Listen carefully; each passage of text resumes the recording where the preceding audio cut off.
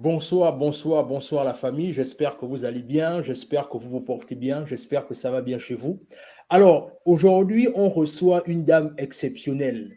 Et c'est la raison pour laquelle on l'a invitée ce soir, parce que c'est quelqu'un qui a un parcours excellent dans notre communauté, qui va se presser à l'exercice de l'interview, mais avec comme thématique essentielle, on va parler de tout ce qui concerne la jeunesse gabonaise, notamment la situation du chômage, les causes et pourquoi pas les solutions. Déjà pour commencer, bonsoir Alice. Oui, bonsoir Warren, merci de me recevoir sur l'émission aujourd'hui. Ok, excellent, excellent. C'est nous qui te remercions. Merci d'avoir pris le temps parce qu'on sait que tu n'es pas, tu aussi, tu as tes obligations et c'est pas évident, mais merci d'avoir pris le temps. Alors, est-ce que tu peux te présenter pour les gens qui ne te connaissent pas ou les gens qui vont te découvrir? Oui, je pense que ça va être une découverte pour tout le monde parce Mhm, que j'ai très peu eu l'habitude finalement de me présenter ou alors on a très peu eu l'habitude de me poser la question mhm, finalement de savoir qui j'étais. ouais, Mais écoutez, je vais me présenter. Je suis Alice Adibé. mhm, Je suis mère de 4 enfants et j'habite en France, voilà, précisément en région parisienne. mhm, Euh, je suis de formation comptable dans mon parcours scolaire et ensuite j'ai fait des études supérieures dans le sciences sociales. Donc j'exerce depuis aujourd'hui plus d'une vingtaine d'années dans le secteur médico-social, plus particulièrement dans la branche aide à domicile, là où j'ai eu l'occasion, sur l'ensemble de mon parcours, d'occuper tous les postes. Et quand je dis bien tous les postes, ça peut paraître atypique, mais j'ai, durant mes études, été auxiliaire de vie, aide mhm, ménagère, quand d'autres jeunes vont faire des études, plutôt chercher des emplois jeunes au McDo, Quick, Burger King ou comme vendeur. Ben mhm, moi, j'étais attirée plutôt par le social. Voilà. Et j'ai eu en tout cas l'opportunité, dans le cadre de mon parcours, de gérer, alors à mon compte, des entreprises de service à la personne mhm. durant plusieurs années. Voilà, donc j'ai embauché en région parisienne et aussi en province du personnel intervenant. Voilà, un parcours extrêmement riche qui nécessite beaucoup de bienveillance, d'empathie, d'écoute, parce que la plupart des bénéficiaires, en tout cas que j'ai eu l'occasion d'accompagner, euh, sont soit des personnes âgées Mhm. ou alors des publics en très forte dépendance, en très forte situation d'handicap, ou alors des enfants présentant aussi des troubles, troubles autistiques, entre autres. Ok, excellent, excellent. Alors, mais quand même, j'ai envie de te poser la question de savoir, tu es quand même, c'est vrai que ça, comme tu as dit, ça fait déjà 20 ans que tu es dans le domaine. En vérité, quand tu te lances dans ça, tu es quand même assez jeune. Qu'est-ce qui te pousse véritablement à embrasser cette carrière? Est-ce qu'il y a eu un moment peut-être là où, parce qu'en vérité, souvent, il y a certaines personnes qui prennent des vocations parfois au cours d'un événement. Est-ce qu'il y a quelque chose qui s'est passé dans ta vie là où tu as voulu essentiellement te lancer dans cette carrière-là que d'embrasser une autre carrière?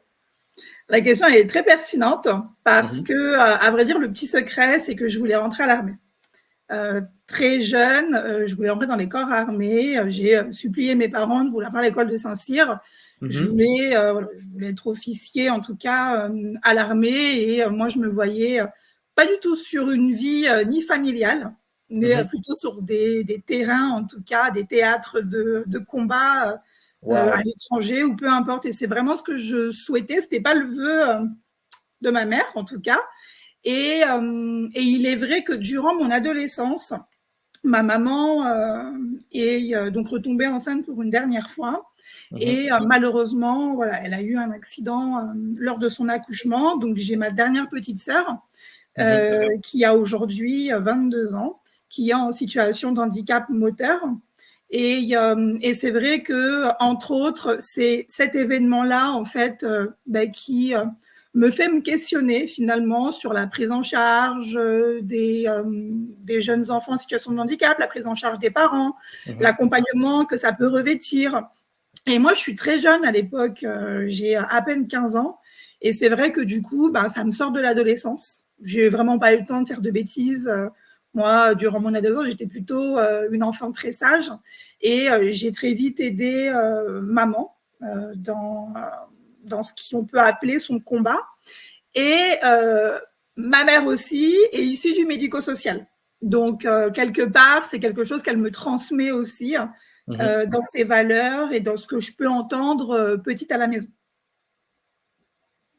Ok, je vois. Ben écoute, c'est la raison pour laquelle j'ai posé la question, parce que la plupart du temps, il peut parfois arriver qu'il y a des événements qui peuvent arriver, qui peuvent forcer une vocation par rapport à une autre. Donc, Exactement. c'est bien que tu prennes le temps de nous partager ça, parce qu'en vérité, ça nous permet également de mieux te connaître aussi. Alors, tu grandis dans quel environnement, Alice? Comment se passe ton enfance? Tu grandis dans quel environnement? Eh ben, moi, je suis née à Libreville Mhm, parce que mon papa était, alors, au départ, expatrié. mhm, Et ensuite, il a travaillé sous contrat gabonais, donc comme on dit, contrat local, complètement détaché de la France. Et ça, des années auparavant, avant de rencontrer ma mère. Mon père fait plusieurs allers-retours au Gabon, puisqu'à l'époque, dans les années 75-80, la coopération française est très forte. Il y a des travaux qui sont lancés, il y a pas mal de choses à mettre en place. Et quoi qu'il en soit, mon père se retrouve à Libreville. Dans les années, effectivement, 80, il rencontre ma mère. Et donc, moi, je suis née à Libreville. Malheureusement, ou heureusement, je ne sais pas, pour les problèmes que tout le monde connaît, mhm. mon papa a fait partie de ces personnes qui ont été spoliées dans la mesure où il avait des avoirs dans une banque qui s'appelait la BGL et à l'époque qui avait été en tout cas braquée par l'ancienne première dame qui était directrice. Mhm. Et ça a été extrêmement difficile. Moi, c'est une année où je suis aussi tombée malade. J'ai fait un grave palu, un excès même de palu, et ma mère m'emmène à l'hôpital dans le coma. J'ai failli mourir. Et c'est ma mère me raconte que c'est une infirmière qui l'entend pleurer dans les couloirs. Ma Mhm, mère parlait en langue, elle parlait toute seule, elle était complètement désespérée. mhm. Mon père était absent, il était parti en mission en plus à l'étranger, il n'était pas au Gabon sur cette période-là. Et c'est une infirmière en fait qui me prend en charge sans rien demander. Alors, mon père viendra régler après la note d'hôpital, Mhm. mais j'ai failli mourir. Ça a été très traumatisant et pour mon père, ça a été très traumatisant pour ma grand-mère paternelle qui m'a donné le prénom Alice, qui ne m'avait jamais vue et qui était en France. J'ai été, en tout cas jusqu'à l'arrivée de ma petite sœur, la seule petite fille de la famille et une famille de garçons, d'oncles et de cousins.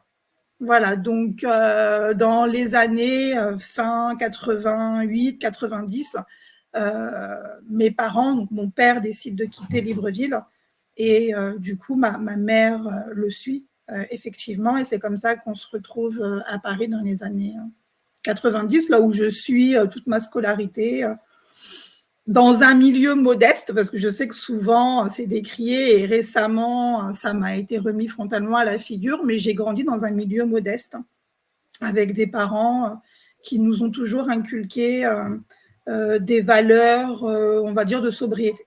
Voilà. Ouais, là, tu as anticipé ma prochaine question parce que je voulais te poser la question de savoir est-ce que tu penses que tu as grandi dans un milieu privilégié? Non, j'ai pas été privilégiée. Mon père était tout le temps en fait en mission. En réalité, c'est ma mère qui nous a éduqués. Mhm, J'ai un frère, une petite sœur, donc on est une fratrie de 3. mhm. Et non, j'ai pas l'impression d'avoir été élevée de manière privilégiée en fait. Comme on peut dire, j'ai mangé les pâtes, les pommes de terre, les endives. En fait, ma mère nous a éduqués et jusqu'à aujourd'hui encore, elle continue encore à le faire, elle a encore envie. Mhm. Elle nous a éduqués dans la modestie et le partage. Voilà, de toujours se contenter de ce qu'on a. Et c'est la raison pour laquelle j'estime, en tout cas, que je ne viens pas d'un milieu privilégié du tout. J'ai des parents qui ont tout le temps et toujours travaillé, que j'ai toujours vu se lever tous les matins jusqu'à aujourd'hui pour mériter ce qu'ils ont. Et en même temps, ma mère nous a appris très tôt la valeur du travail. Il n'y a pas un franc qui sortait de sa poche si on n'avait pas rendu un service à la maison. Excellent, Voilà. excellent. C'est très bien. Je pense que c'est une très bonne façon d'éduquer même les enfants, en fait, en leur inculquant la valeur des choses. C'est très bien. Excellent. Chapeau à elle. Merci. Alors, tu viens de me dire quelque chose d'intéressant tout à l'heure là, c'est que ce qui fait que ton papa décide de partir du Gabon, c'est par rapport au fait que voilà, il a été spolié par l'ex-première dame au niveau du Gabon. Alors, moi, et là, on commence à rentrer progressivement dans le sens un peu de notre émission. Alors, au soir du 31 août de l'année passée, en 2023, il y a eu les militaires qui ont pris le pouvoir. C'est-à-dire, moi, j'ai un peu envie de t'écouter là-dessus. Quel est ton ressenti? Le Gabon est dans une transition. Qu'est-ce que Alice Adibé pense de tout ça? Qu'est-ce que tu penses concrètement? Et surtout, qu'est-ce que tu penses? Et ma prochaine question, ce sera le dialogue national. Qu'est-ce que tu penses? Ce que je pense, c'est que le 30 août a été une surprise pour tout le monde. Aux aurores, on s'est tous effectivement réveillés avec cette nouvelle que l'ensemble du peuple gabonais, les partis, les mouvements et même nous-mêmes au sein du BDP avons accueilli positivement. Parce qu'effectivement, il fallait que ces 56 ans de malgouvernance, de déliquescence, d'incurie s'arrêtent. Les tractations qui ont emmené à ça sont encore discutables aujourd'hui, effectivement, mais sur une réponse de principe, le coup d'État ou le putsch du 30 août est effectivement à ce moment-là favorable à de nouvelles perspectives. Elle entrevoit en tout cas la possibilité de rebattre un peu ce jeu de cartes, de reconfigurer un peu, moi, ce que j'appelle ce jeu d'échecs, là où on a des pions qui sont positionnés. Et donc, on a un positionnement avant 30 août qui fige le Gabon dans une politique que personne ne maîtrise parce qu'on n'a pas réellement l'état des lieux de ce qui se passe au palais. On entrevoit, on entend. Le 30 août vient rebattre les choses et vient libérer effectivement le peuple gabonais d'une certaine emprise. Ok, excellent, excellent, très bien, effectivement. Je ne sais pas pourquoi, mais j'ai l'impression que parfois ton écran est au ralenti. Je ne sais pas, peut-être que c'est la Oui, connexion. j'ai peut-être un problème de connexion. Je pensais que Ouais, c'était que moi. ouais, je ne sais pas trop, mais bon, on va continuer. Il y a pas... De toute façon, si je peux régler ça au niveau du montage, je vais voir. Voilà, D'accord, ok. voilà, ok. Alors aujourd'hui, bien évidemment, la raison pour laquelle je te pose cette question-là, c'est directement politique, c'est parce que je sais également que tu es très engagé dans le monde de la politique, à l'instar de toutes tes actions dans ta carrière professionnelle qui est en rapport avec tout ce qui concerne le fait d'assister des personnes dans le domaine de la santé. Mais alors, moi, je vais quand même te poser la question de savoir d'où te vient cet engagement assez pointu dans le domaine politique. C'est-à-dire parce que moi, j'ai été découvert notamment à travers le BDP, c'est-à-dire dans les différentes interventions du BDP, là où j'ai commencé à écouter tes propos, ta pertinence. Mais quand même, j'ai quand même envie de te poser la question de savoir d'où te vient ce côté assez vivace, parce qu'en vérité, quand on voit une femme comme toi, on ne pense pas forcément qu'une femme comme toi peut s'intéresser à la politique. La plupart du temps, c'est le make-up, c'est le beauty, mais qu'est-ce qui fait que tu t'intéresses à la politique? C'est quoi le bif, en fait? Je pense pas qu'il y ait forcément grand-chose à dire. Un engagement, c'est moi j'ai toujours considéré que ça renvoie d'abord à ses propres valeurs, à la vision qu'on a du monde tous les matins quand on se réveille. Effectivement, il y en a pour qui le matin se réveiller, c'est penser à soi, peut-être le make-up, les habits, oui, aller au travail ou pas. Bien entendu, c'est en soi le quotidien de tout le monde. À la seule différence, c'est que je pense que c'est cette empathie et cette souciance de se dire que moi, mes enfants, ils ont ce qu'ils ont. Ça leur suffit. Pas plus, pas moins. C'est-à-dire, pour moi, ils ont un toit, ils ont à manger, ils ont leurs 3 repas tous les jours ils vont à l'école et ils sont en bonne santé. Voilà. Pour moi, ça s'arrête là. Accessoirement, j'ai une voiture et un chien. C'est du plus. Et puis, c'est tout, en fait. C'est pas pour ça que je vis mal. C'est pas pour ça que je vis de manière outrancière. Mais pour moi, il y a ce souci-là de me dire que quand on a accompli ça, finalement, on peut se permettre de pouvoir s'intéresser à la vie en société et d'aider les autres. Ça a du sens dans le travail que je fais au quotidien, parce que finalement, on vient apporter des solutions dans la vie des personnes qui ont souvent des parcours et des accidents de vie qui sont dramatiques quand ce n'est pas la dépendance âgée. À l'instar aussi, mon engagement, c'est celui de venir apporter quelque chose supplémentaire à mon pays. Et moi, ça renvoie à la notion d'intérêt général.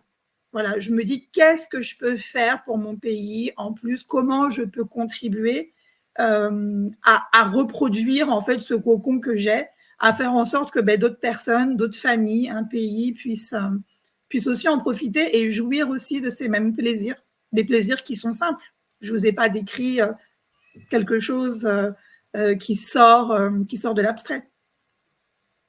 Yeah, exactement. Et un grand entrepreneur congolais disait que c'est quand tu commences à avoir à manger, à boire sur ta table que tu deviens philosophe pour les autres. Et effectivement, c'est vraiment ce que tu es en train de faire. C'est parce qu'il y a déjà un certain confort chez toi que tu te dis qu'à un moment donné, il faudrait peut-être qu'un temps soit peu, tu te battes pour aussi rendre l'appareil à tes concitoyens. Ce qui est tout à fait noble et en ton honneur. Et à l'instar aussi, excuse-moi, pour enrichir aussi, à l'instar, je pense aussi que c'est difficile de pouvoir aider quand soi-même on ne s'aide pas. Pour les puritains, les chrétiens, il y a un verset qui dit « Aide-toi et le ciel t'aidera ». Et en fait, cette phrase-là, elle veut tout simplement dire que c'est difficile de vouloir aller aider les autres quand soi-même, on n'a pas une certaine stabilité. Et je vais même aller plus loin, c'est aussi un péché de vouloir donner alors qu'on a besoin. Comment une mère peut nourrir ses enfants si elle-même, elle ne prend pas soin d'elle? Voilà. C'est ça, exactement. Tout à fait d'accord. OK, alors, on va continuer notre émission progressivement. Et là, aujourd'hui, on a constaté un fait troublant dans les réseaux sociaux il n'y a pas longtemps, là où, en fait, la fonction publique a recommencé à recruter, ce qui est une bonne chose à la base, parce que ça fait quoi? Ça fait une décennie, ça fait, je crois, peut-être 5 ans bientôt ou 10 ans que la fonction publique ne recrutait plus depuis dans notre cher pays. Mais au soir de la transition, comme ça, les autorités en place ont décidé de refaire les concours pour rentrer dans la fonction publique.